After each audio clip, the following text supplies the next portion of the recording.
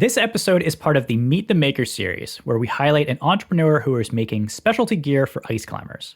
If you've ever wanted to hear the story behind some of your favorite and soon-to-be favorite products, that's what today's conversation is about. We're doing this because we believe that thoughtfully designed gear is more than the sum of its parts. They are crafted by folks who have decades of experience in the sport, are refined through countless iterations and testing, and brought to life with genuine passion to solve real problems. Said another way, these folks represent the heart and soul of product innovation. On today's mini episode, we talk with Kevin Bourque of OuterU, who has turned the ski and mountaineering mask from a source of complaint into a spark of joy. If you're sick of face covers that fog up your goggles or buffs that get wet and freeze up, you're going to be psyched about OuterU's faceGloves and bala that cover noses and cheekbones without restricting breathing. Solutions that were long overdue. So you can thank Kevin for that. If you'd like to try these out, Kevin is offering a few sets to listeners. The face glove and bala can be used separately, but they are optimized to work together, and so Kevin is giving away a few sets. Here's how to enter. In today's chat, be on the lookout for the answer to the following question. What is the name of Kevin's mentor who helped him turn his prototypes into his first commercial products? Once you have the answer, head to the giveaway post on our Instagram for full details for how to submit. You can also hang around to the very end of the episode where I share the full details. To note, winners will be randomly selected from submissions that meet all the rules on Monday, December 2nd. So don't delay in entering. Okay, cool. Now for our chat with Kevin. I'm not much of a high altitude mountaineer or skier, which is sad to say because I did grow up in the Northeast. We don't have to go into that story. Not much of a skier, but don't judge me. I see that look. But I've heard your products be described as essential pieces of kit, up there with like a buff and sunglasses and hats, So people are viewing these as really necessary for winter sports. For the uninitiated, like myself, can you talk about the problems that you're solving with specifically your face glove and your balas that we're going to be talking about today? So this started while I was working at the ski shop at Grand Targhee. I was a ski racer from New Hampshire, and working in the ski shop, people would come in and want to talk all day about their Hestra gloves or their Arc'teryx jacket or their new POC helmet or whatever. And they were just super passionate about their gear. Everyone hated their face mask. Everyone said they were all wet all the time. It was fogging their goggles. And it just became super clear that that was the thing that people were not stoked about. And I thought that there would be a business in trying to make face protection that worked so well that people would actually be stoked about it and use it and tell their friends about it. So those big problems were, again, it's like condensation that collects as you breathe through fabric in the cold. It'll make ice, it'll get wet. And then the joke is that you kind of spin that wet spot around and around your face, trying to find the dry spot on your buff all day. And I was like, this is ridiculous. Like, there's got to be a way to cover your nose, which is incredibly sensitive to the cold and to sun. There had to be a way to protect your nose without also covering your breathing. So that was kind of the nexus of it. It was just like nobody's stoked about face protection. Everybody's noses are sticking out while they're skiing when it's really cold. And I knew why. I was like, these guys are not, it's not that their noses are not cold. It's that the trade-off is terrible. The trade-off of covering your nose means that you have to cover your breathing as well. And people would not do that. They were, the choice, they would rather just leave their nose cold than cover their breathing. And I was like, there's got to be a way that you can have both.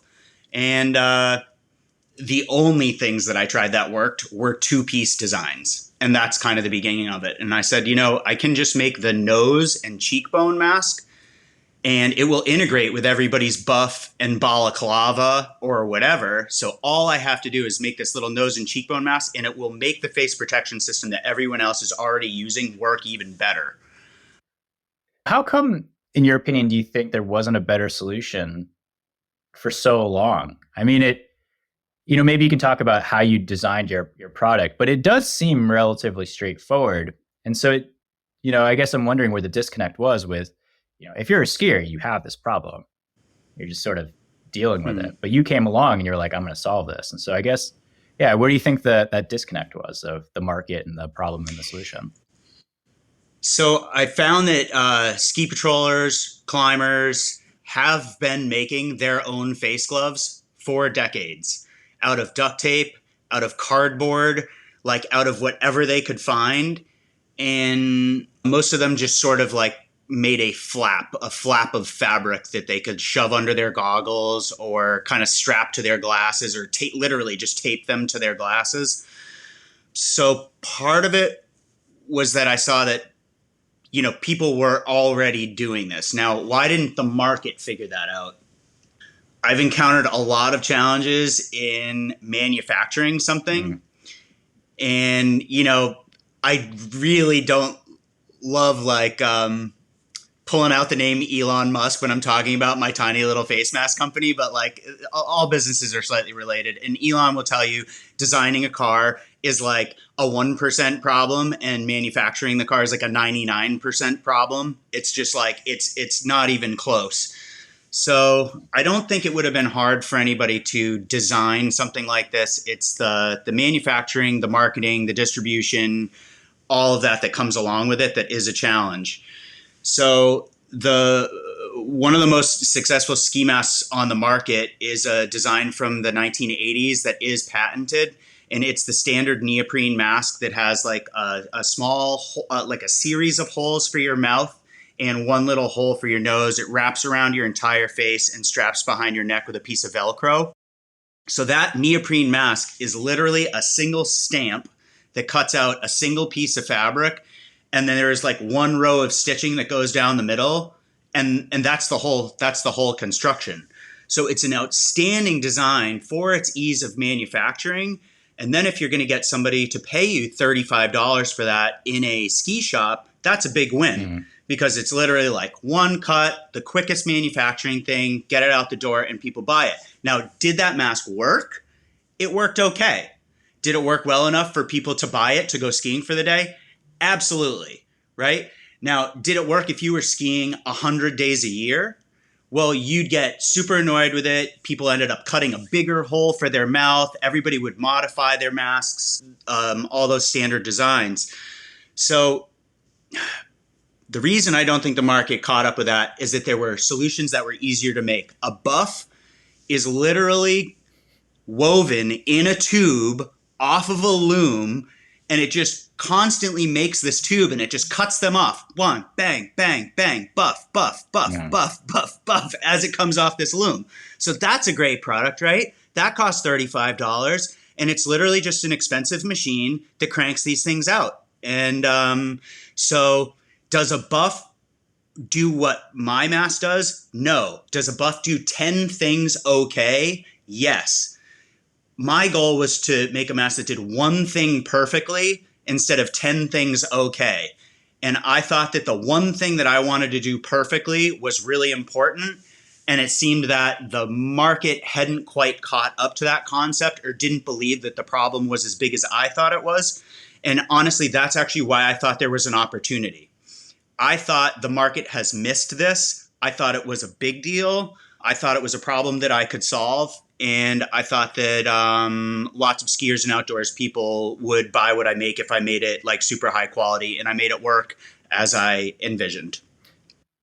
The beauty of being an independent producer and someone who's really passionate about the sport and solving their own problem is that you don't really, at the beginning, necessarily give a fuck about the cost of goods sold. You want to make a good product that you and your friends are going to use to better enjoy the sport that you're doing, right? So then you figure out the business as you go. But I mean, as you've talked about, like at scale, it doesn't maybe necessarily make sense, the more complex product at that price point, but you can just make it work. You care about it.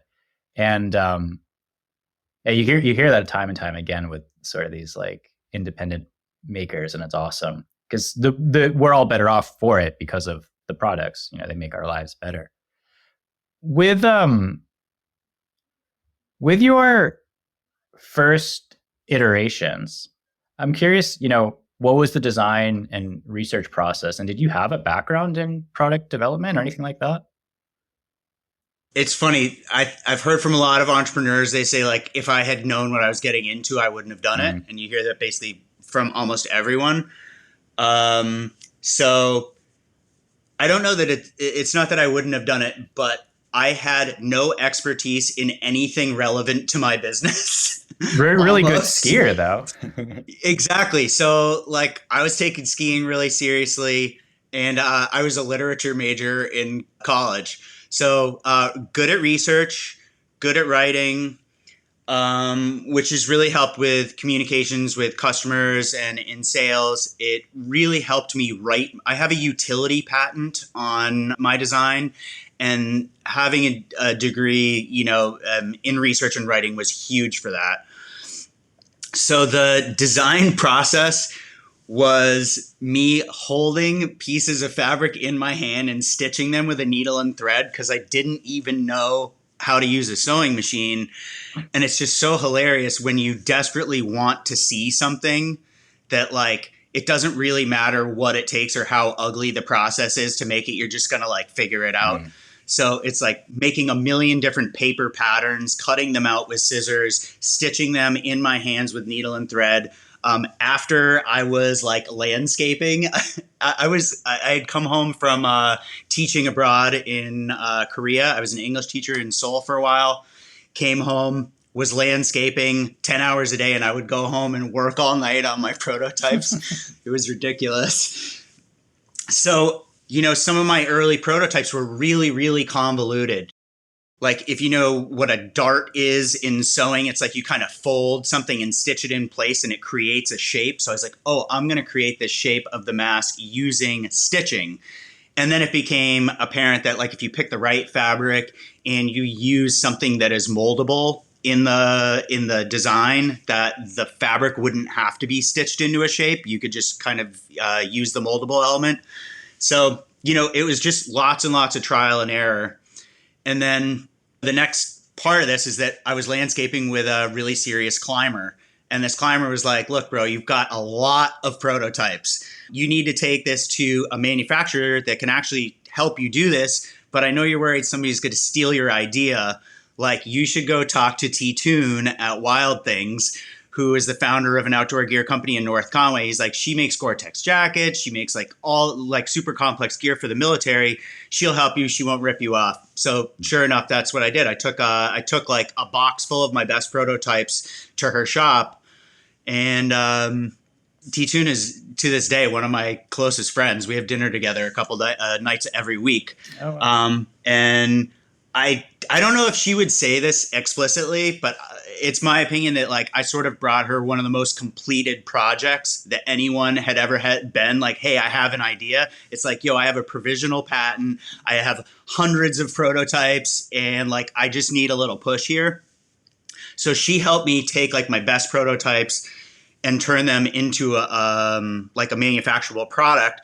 But she did not make it easy on me. We would get to a point in our discussions, and we'd reach a problem, and she'd be like, okay, like, go solve this problem. So I would drive an hour home to Wolfboro, where I was living at the time, solve the problem, and she'd think I would come back in like a week or whatever, because she knew I was landscaping every day, and I would come back the next day. And we did this for like weeks. Oh, wow. And then maybe it might have been a couple of months later when we're like, okay, I feel like we've done it. This is our first product. This makes sense. And then you design a machine. You pay to have a machine made that'll help you make this product. And it didn't work. Like, machine didn't work. It like ruined half of the products we made, and we had to like keep redesigning this machine and changing things. Oh, wow. And then we ended up changing the design overall again after I like battled with this machine for like almost 2 years. So the design and manufacturing process, were slower than you might expected, more complicated than you might expected for what you see when you look at my products. You're like, this is the easiest thing in the world. That must have taken no time at all. It's like, it kind of wasn't that obvious. If it was that obvious, like you said, this product would have existed for much longer, Yeah, well, we're looking at the 7th iteration. So of course, there's beauty and simplicity that comes through evolution. And I am curious about how it's developed over time, because you've been at this for 11, 12 years. But before we get to that, because I think this is fascinating. Sure. So you were producing some of your first commercial masks, and I assume you were testing it yourself and people in New Hampshire, maybe elsewhere. But some of your first batches, you didn't just kind of like ease into this. You sent them to Everest to be tested by guides, which is pretty. I mean, maybe you can share some of the backstory, because that seems pretty ballsy to me, because this is some of the most extreme environments you can possibly put them to the test in. And yeah, I guess, like, can you just talk about where you got the product to when you felt confident enough to be able to do that? And, what was like your testing like and things like that? And did you take them up on Mount Washington first before sending them out? Yeah. So, I mean, Mount Washington is one of the best training grounds for terrible weather that there is. The highest wind speed in the world was recorded, 20 miles from my house. It's actually less than 20 miles, I guess. So first thing is that, like, we have good proving grounds around here with really, really ridiculous weather. The other thing is I was using known Polar Tech materials that have ratings and had been tested. The person that was guiding me through this process had been selling all of the cold weather suits that went to the U.S. Army during Afghanistan, etc. So we had a little material science. We had an expert who had been making this stuff for 30 years. And then we had really good proving grounds on Mount Washington. And it was actually through T-Tune. If we want to get into a cool story a little bit, Rick Wilcox is the owner and founder at International Mountain Equipment in North Conway. He was one of the first people from New Hampshire to summit Mount Everest, with Mark Ritchie and another couple others from this valley. And Rick's dad was a doctor who went to Nepal several times and helped a lot of Sherpa people that he met with medical issues that he knew he could help with. There was like a notable friend that ended up in the valley for a while. His hand was basically unusable, and Rick's dad saw this guy and said, I know how to fix his hand and make it usable. Like, this is ridiculous that these people don't have medical care. So anyway, that was the kind of the beginning of the Sherpa connection with the Mount Washington Valley. It all happened through Rick Wilcox and his dad, and then T-Tune from Wild Things ended up with lots of friends from that area as well. So when we had these prototypes, T-Tune called some of her friends that were Sherpa guides, and they took them up the mountain. So the hilarious thing that happened after this is that these guys came off of the mountain and their faces were not burned in the classic dark brown Everest burn that you get on your face. And these guides went to Kathmandu, where, they always come off the mountain and they're celebrated by all the locals. And no one believed that they had climbed Mount Everest because they didn't have the burns on their face because my mask actually worked so well. So they were like, good and bad. This thing works, but I don't know if the Sherpas are going to wear it because, like, they get the burns for social clout when they go back home. Like, they want to get burned, which I just thought was hilarious. So, it turns out enough of those Sherpa guides like saw the value in it. A lot of Western guides saw what they were wearing, and that's kind of how our first orders started coming in. So I guess the answer is, like, we tested as much as we could. We took in all the information that we could to make sure that we thought everyone was going to be safe if they used this thing. Oh, and I guess the other thing is all these guides on Everest were basically just wearing a buff anyway. So it's like my material was soft shell, which is like much more highly rated against cold and wind than like the material of a buff. So like there was also just intuition. Like I knew it was going to work better than what they were using. You're on your 7th iteration, and I know for a fact that you really listen to customer input, because I've experienced this firsthand. Actually, you handwrite letters or notes to every customer that orders from you, which is awesome. I've also seen you respond directly in like forums and Facebook groups to people with questions and feedback, and it's great to see how customer centric you are. The question is, why is engaging directly with customers so important to you? So when I first started, I knew that every time I made a mask, if that person didn't tell another person to buy a mask, that I would not have a business, that I didn't have a budget for marketing. And if you want to participate in the marketing ecosystem with Patagonia and North Face, then you have to spend what they spend, which is like 30 grand a month or whatever. Like I just didn't have that kind of scratch. So I was like, okay, we're going to do this one mask at a time while I work another job, and like eventually like everything will catch up. So part of writing notes is like a genuine desire for connection. And it's perhaps selfishly a way to be remembered. It was like advice from my grandfather years ago. He was like, there's a lot of power in handwritten notes and people don't do it very much. I strongly recommend that when you're trying to get something done, just like take some time and handwrite a note. So over time, I was actually getting orders at such a volume that I could not physically like write these notes anymore, which became a little sad. But I would write one like really nicely, photocopy it, and then I would write the person's name at the top, date it, and sign each one. And that's kind of where I'm at right now. I thought mine was personally handwritten. So I think the other thing that's great about that is because people really see, like, I'm not just talking to somebody at this company. I'm talking to the guy making the mask. I'm talking to the founder of the company. So when we ask them for feedback, they're far more inclined to help us with that. So we ask people, first of all, just like, how did you hear about our company after they buy something? And it's essentially a spam email that you get after you order. But we have like a 50% response rate from that, which is sort of unheard of. And we get a lot of feedback from our customers. So we know, if they're hearing about us from Avenue A, let's put a little bit more time into that avenue because it's working. I guess that's the short answer. It's like, people want to connect. People like knowing that they're spending money in a place that has meaning. And I think people like supporting small businesses. And there was a time when I said, nobody will trust me if they believe I'm a small business. Like I need to pretend like I'm a big company. And I did that for a while. And I was like, this is not genuine. It's totally weird that I'm like pretending to be something I'm not, like an anonymous company that just like makes these things. And I was like, it just seemed silly.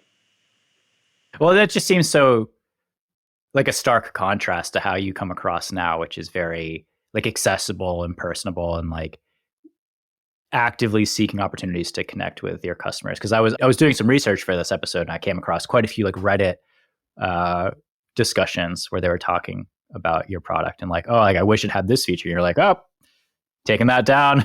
Let's see if we can incorporate that. In talking with customers and asking for feedback and other problems potentially to solve, have any other products come about from that? We have slightly modified products as a result of feedback over the years. So at one point we were kind of talking about like the 7 generations of the face glove. So, the first face glove had like a very thin wire in it. And then people said, oh, it'd be nice if this wire had more structure. So now we have a wire that has 2 wires in it. It's a double thick wire. Okay, so that helped a little bit. And then skiers that were working with gloves asked for a mask that wasn't like soft shell and a wire that was like very floppy. They kind of wanted it to have more structure so that you could move it around with one hand with like your gloved hand. So we started working with thermal moldable plastic that we would laminate between essentially fleece and Gore-Tex. So one of our most important athletes is the lead Everest and Antarctica guide for Alpine Ascents International. His name is Ben Jones. He's been like incredibly helpful to me since like right out of the gate. And Ben said, hey, the little pocket for the tip of my nose is like a little too small. I really need it to be a little bigger to fight the reflection off the sun on Everest and like the extreme cold in Antarctica. So I remade an entire set of tools to take this guy's advice. And I was like, he's got to be right. And we actually had like a little argument on the phone when I was like, oh, it's got to be this way for this reason. And I could hear in his voice that he was like, you should be listening to me right now. Like, this is the feedback that you need, and you should be listening to me. And after he hung up, I was like, all right. And I went back and I changed the product. So the bala was actually kind of made in a vacuum. That was just me trying to take a buff the way that people were wearing it, which is really not how it's designed. Your face isn't supposed to come out of the top of the buff. Like, that's kind of like a weird thing. So I was like, oh, I'm going to just design it the way that people should be wearing it, which kind of is like a buff that has like a little bit of a face hole in it. It would fit better. It would stay on your head better. There'd be, less bunching and bulk inside your helmet. So that was really just something that I worked on for a long time to make the perfect complement for the face gloves that I was already making. I'll say that I love the bala because I run really hot. And so if I'm exerting myself, the fact that it doesn't have that top, but it still is covering, all sort of the vital parts, my forehead, my ears, my neck, my chin, I don't overheat like I normally do. So I think it's great. That's awesome. Thanks. We've actually had a lot of customers telling us like, I'm not going to wear a face glove very much, like for whatever reason. They just like didn't see the pain point. They operate perhaps in a place that isn't with like super extreme cold or sun. And they're like, but I think that this bala is like way better than a buff, and they've adopted that product. So, so that's cool with me too. Speaking of other products that have come about, do you have anything else in the works? Yeah. So this year we launched the faceGlove Go. This is our goggle specific heat molded mask. So our original heat molded face glove comes up pretty high between your eyes so that your glasses overlap the material. And it comes pretty close to your the underneath of your eyes as well, because your glasses sit on top of the mask. This works awesome in alpine environments where you're switching back between goggles and glasses. But people that were skiing all day, which is like my world, they were like, I don't want to trim this mask, even though that's sort of like your intention. I would rather just have you make one that is like the way that it's supposed to be. And that made a lot of sense. So we trimmed the material way back, made it goggle specific. They asked us for black fleece instead of the white fleece of our other thing, because I don't know, skiers are that fashion sensitive. So that's what I'm super excited about this year. That's what I ski in every day. That's what we're selling mostly to ski shops, and what we believe will be our best-selling product in the long run. It really speaks to the needs of the mass market, which is, there are 100 times more skiers than mountaineers. So we've got a great solution for mountaineers, and we want to make one specific for skiers. And I think that's sort of the future of our business. Is we're going to find that each discipline really wants a product to be tailored to their specific needs, and we're going to do that. So another product that we launched last spring that we'll go a little harder with this spring is our sun-specific face glove flex. So it's the same mask as our face glove flex, which is our, the mask that we're selling to lots of mountaineers and ski patrollers. It's just made out of a Polartec soft shell that's incredibly thin, incredibly light, and it's actually called their spring weight material. So you don't need fleece lining and like thick material on your face to fight the sun. You need it to be really thin, really breathable, really lightweight. And, as environments warm a little bit, we think that their sun protection is going to be a little bit more of a concern in the future. So we're definitely focused on sun protection. And we really believe that sunblock near your eyes and mouth is like the worst.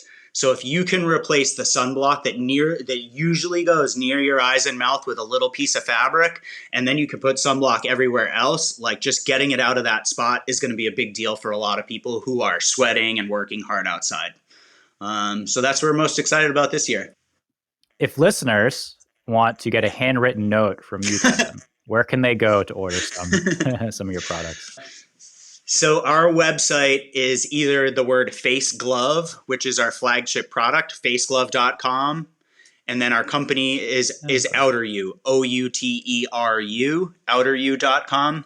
So you can go to either of those places, and everyone that orders anything will have at least their first name and the date and my signature written onto a note. But ironically, I just ran out of my photocopied notes yesterday, so I had to handwrite like 10 of them yesterday. So if you order today, maybe you'll get an actual handwritten full note. Let the onslaught continue. Yeah, I hope so. As I said earlier, Kevin is generously offering several pairs of their face glove and balas to listeners. To enter, once you have the answer to the question that I shared earlier, follow OuterU Gear and Ice Beta on Instagram. DM the answer to the question to us, Ice Beta. Comment on the giveaway post, hashtag a better face mask, once you've sent in your answer so that we know to check that out. Share the giveaway post to your story for an extra entry, and then winners will be randomly selected from submissions that meet all the rules on Monday, December 2nd.